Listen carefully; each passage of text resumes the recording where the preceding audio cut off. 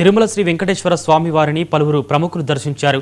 ఉదయం నైవేద్య విరామ సమయంలో వేమిరెడ్డి ప్రభాకర్ రెడ్డి, సిఆర్పీఎఫ్ డీజీ జ్ఞానేంద్ర ప్రతాప్ సింగ్, మాజీ మంత్రి కొడాలి నాని, సినీ నటి ముచ్చర్ల అరుణ, డైరెక్టర్ మలనేని గోపిచంద్, నటుడు బాబీ సింహ, కొరియోగ్రాఫర్ బాబా మాస్టర్ తదితరులు స్వామివారి సేవలో పాల్గొని మొక్కులు చెల్లించుకున్నారు.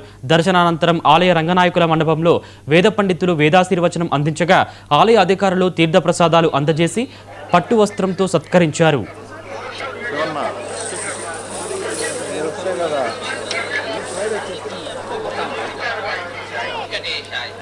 ತಿರುಮಲ ಕ್ಷೇತ್ರದಲ್ಲಿ ರಾಜಕೀಯ ಭಾಷಣ ಮಾಡುವುದು ಮತ್ತು ಆಕ್ಷೇಪಾರ್ಹ ರೀಲ್ಗಳನ್ನು ತಯಾರಿಸಿ ಸಾಮಾಜಿಕ ಜಾಲತಾಣ ಭಾಷಣ ಮಾಡುವುದು ಮತ್ತು ಆಕ್ಷೇಪಾರ್ಹ ರೀಲ್ಗಳನ್ನು ತಯಾರಿಸಿ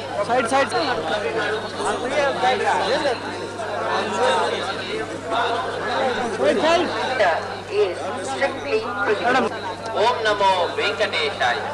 ತಿರುಮಲ ಕ್ಷೇತ್ರದಲ್ಲಿ ರಾಜಕೀಯ ಭಾಷಣ ಮಾಡುವುದು ಮತ್ತು ಆಕ್ಷೇಪಾರ್ಹ ರೀಲ್ಗಳನ್ನು ತಯಾರಿಸಿ